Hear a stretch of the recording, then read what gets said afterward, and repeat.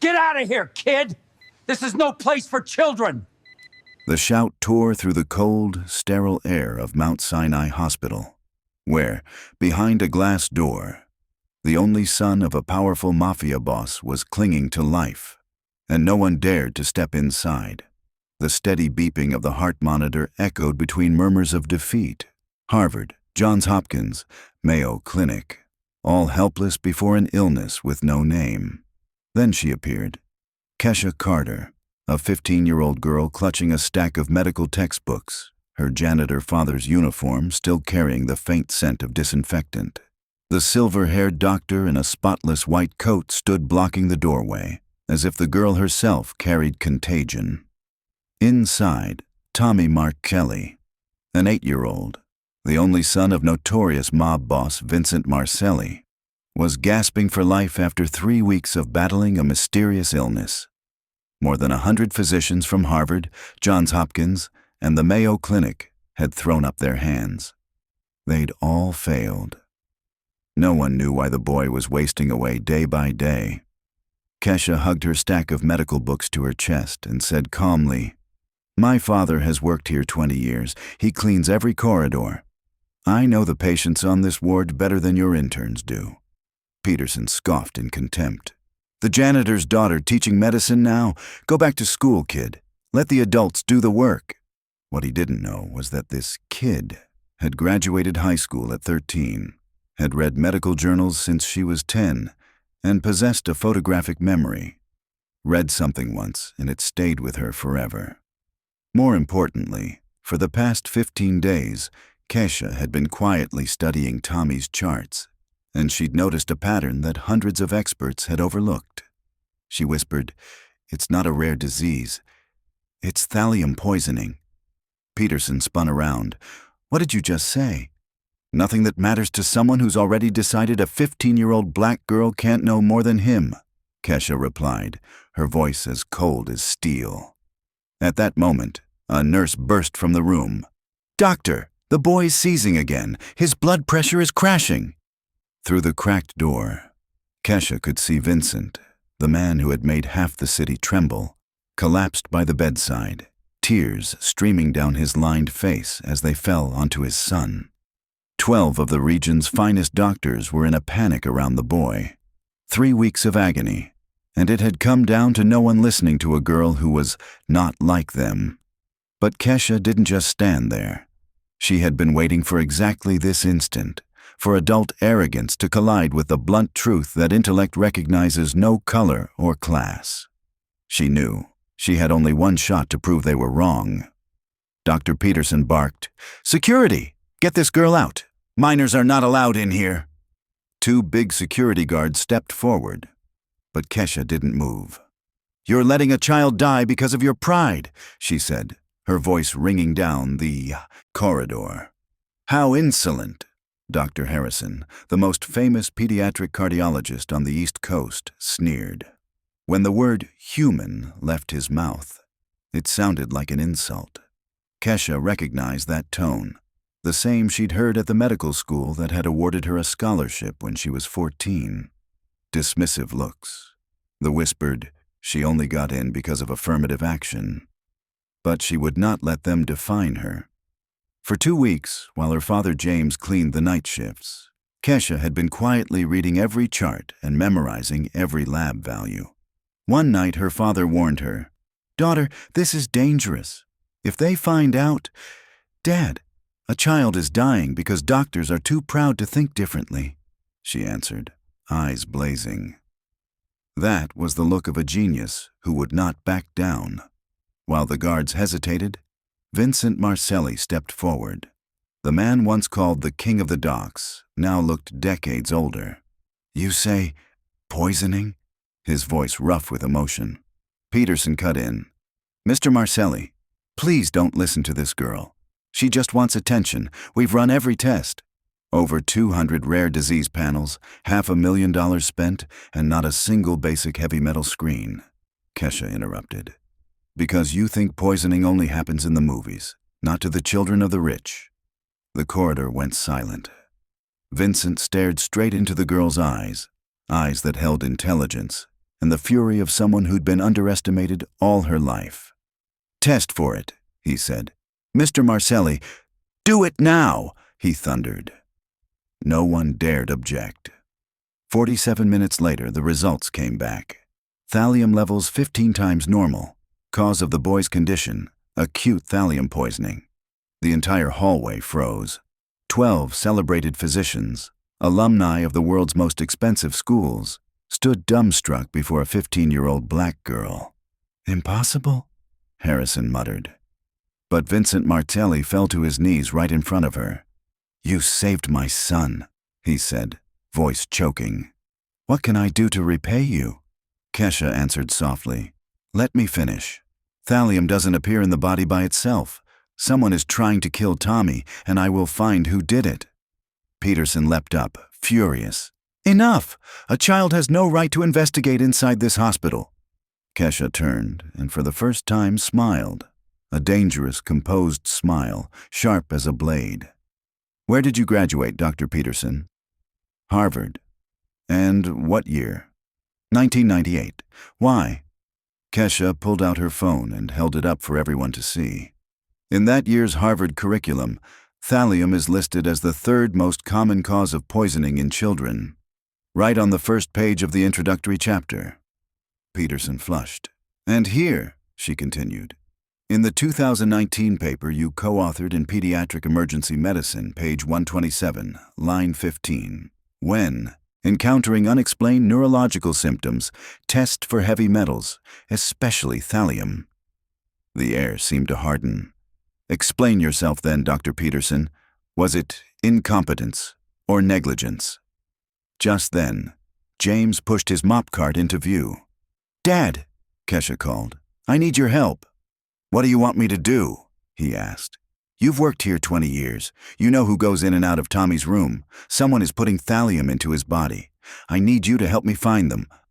James glanced at Vincent and received a heavy nod. "Make a list of everyone. Doctors, nurses, staff, visitors. Every single person."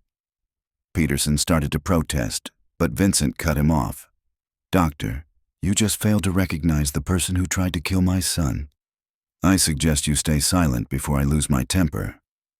As everyone dispersed, Kesha kept watching. Peterson's hands were trembling. Harrison avoided her gaze, but Dr. Miranda Walsh, the night shift physician, remained still, silent, her eyes burning not with shame, but with anger directed straight at Kesha. "Dad," Kesha murmured, "watch her. Record everything she does, everyone she speaks to." "Why her?"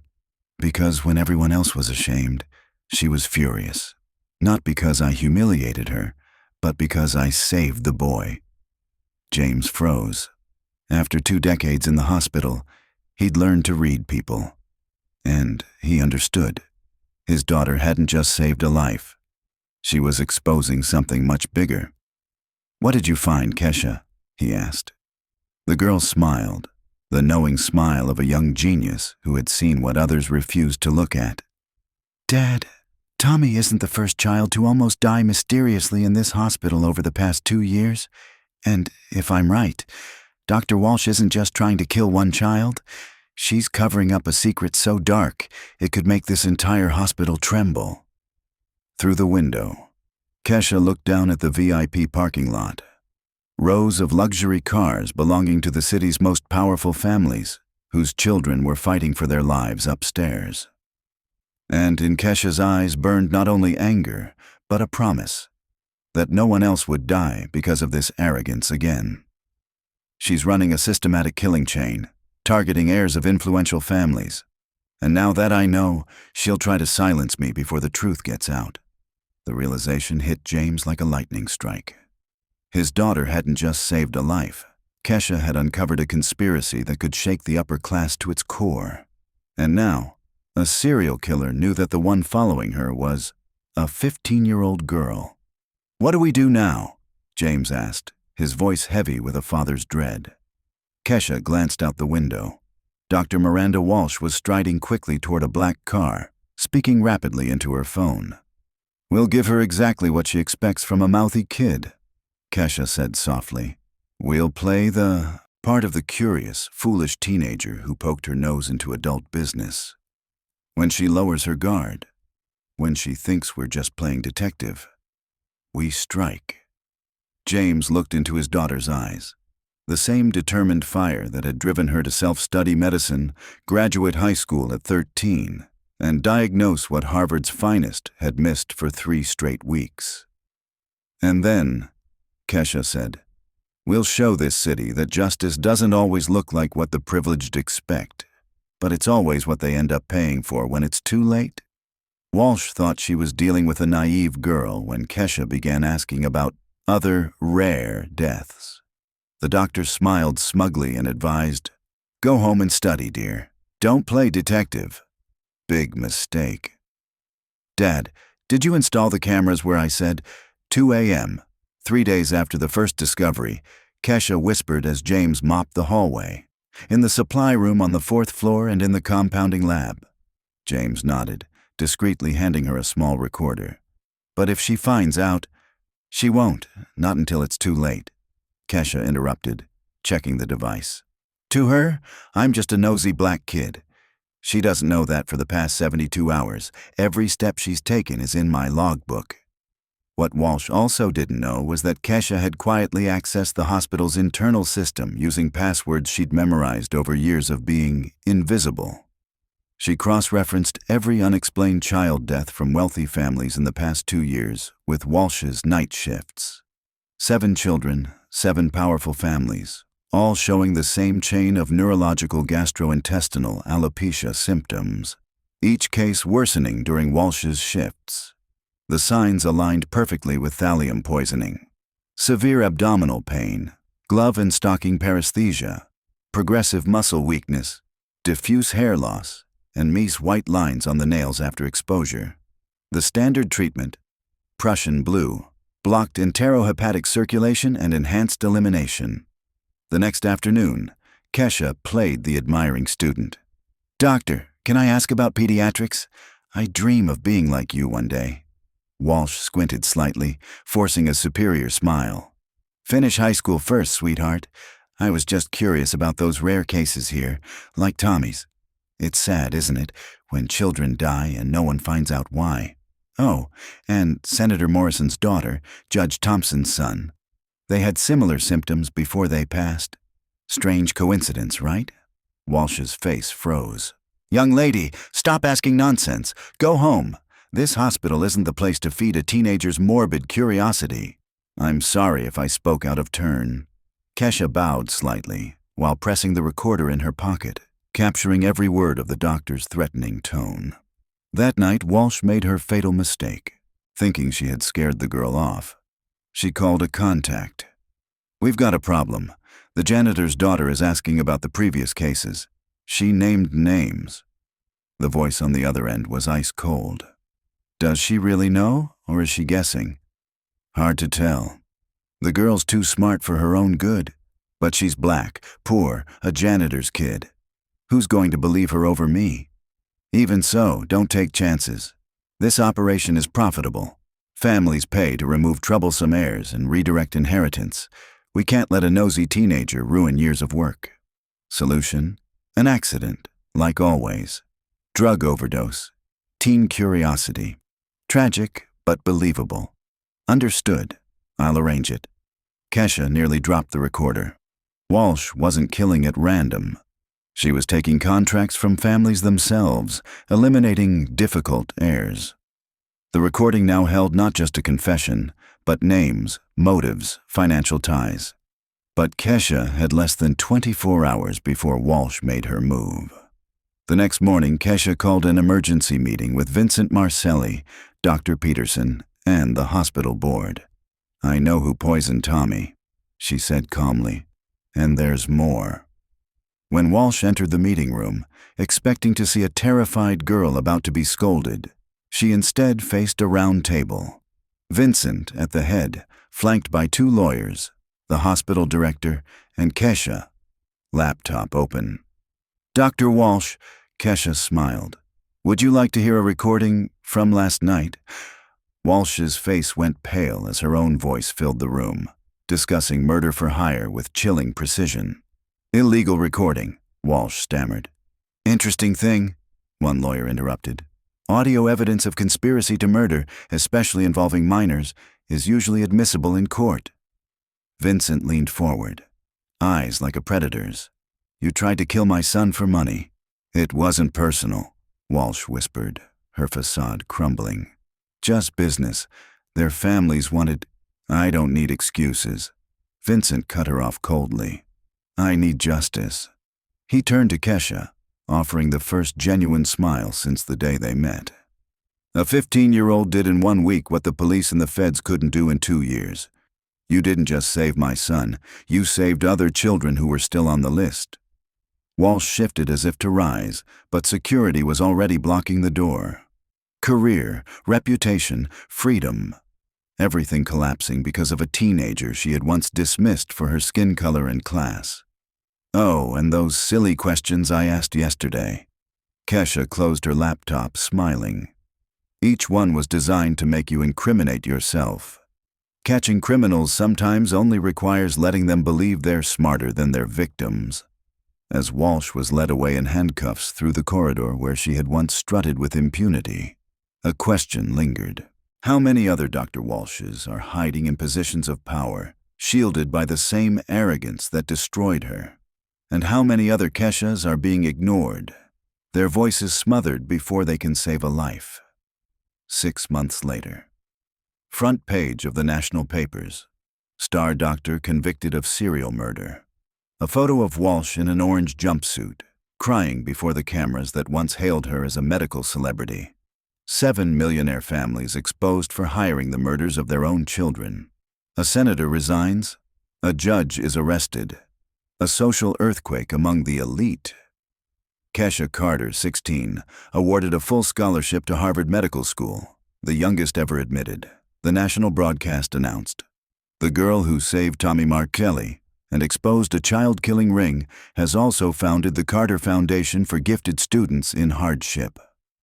Vincent kept his word. The Carter Foundation operates in 5 states, funding free medical training for young talents the system overlooks. James Carter was promoted to hospital operations manager, with a salary that allowed him to buy the first home of his life. Dr. Peterson lost his license, drifted into drug rep sales, and complained about the naive girl who ruined my career. Nobody wanted to hear it. What amazes me most, Vincent said to Kesha during a visit to the hospital where she served as a youth advisor, is that you didn't come to me for vengeance. You chose to build something bigger. Kesha watched Tommy playing in the newly built pediatric courtyard. Sturdy, healthy, alive, because she refused to be silent. The best revenge, Kesha said, isn't destroying those who insult you. It's living so differently from what they imagined that they spend the rest of their lives explaining why they failed to see you. Walsh received life without parole, honors and degrees stripped. But Kesha rarely thought about her. She was busy saving lives and fixing the system that had almost let a child die because of arrogance. Hospitals across the country began adding toxicology screening to unexplained cases, and the Carter Protocol, requiring consideration of heavy metals with a recommendation for Prussian blue when thallium is suspected, saved hundreds of pediatric patients within months. Treating thallium with Prussian blue is standard, reducing reabsorption and increasing elimination. Hallmark symptoms include abdominal pain, progressive neuropathy, hair loss, and, after some time, Mace's lines on the nails. At her high school graduation at 16, before an audience with Vincent, her father, and Tommy in the front row, Kesha said, "Justice doesn't fall into our hands. We have to be brave enough to seize it, and wise enough to use it in ways that change other people's lives." The girl whom the Harvard doctors tried to silence now had a seat of her own at that very school. Walsh killed children for money, but inadvertently forged the person who would transform pediatrics. As for Tommy Marcelli, he grew up healthy, always remembering Dr. Kesha. Proof that heroes sometimes appear in forms society refuses to believe in, until all it can do is applaud. The New York sky blazed bright, but no one at the Manhattan Federal Courthouse felt warm. Crowds jammed the steps, Reporters thrust microphones and cameras into the air. Amid the chaos, 16-year-old Kesha Carter, face calm, climbed the worn stone stairs. No longer the janitor's kid, but the star witness in a case that shook the nation. Flashes popped relentlessly. A reporter shouted, "Ms. Carter, are you afraid to stand against America's elite?" Kesha merely smiled. Justice has no skin color. It only needs someone brave enough to call it by its name. In the courtroom, Dr. Miranda Walsh sat behind bars in an orange jumpsuit, her face haggard. But what shook the room wasn't her. It was the 7 empty chairs, representing the 7 children who'd been murdered. Walsh's lawyer tried to argue. "My client was coerced. Ms. Carter illegally accessed hospital data." Keys clacked softly. Kesha, without a word, opened her laptop. On the screen, the original video, Walsh's icy voice discussing contracts to remove heirs. A deadly silence fell. Then the prosecutor said, "Ms. Carter, thanks to your courage and intelligence, we arrested 5 more conspirators, including 2 judges and a senator." Walsh broke down in tears, not out of remorse, but because she had finally been defeated by a child. A week later, the court pronounced sentence, life without parole for Miranda Walsh. All accomplices received sentences from 20 to 50 years. Federal hospitals simultaneously mandated implementation of the Carter Protocol, a new medical procedure requiring heavy metal and toxin screening in every unexplained pediatric death. On the day the protocol was signed, a nationally televised event, a reporter asked, "Ms. Carter, you're only 16. How did you stay calm under so much pressure?" Kesha looked straight into the camera, voice slow and steady. "People say kids don't understand big things. Maybe it's because adults are too used to hiding their mistakes behind authority, which is exactly why we need kids brave enough to ask the questions no one else will." That evening, Vincent Martelli stepped out of the courthouse and gently placed a hand on Kesha's shoulder.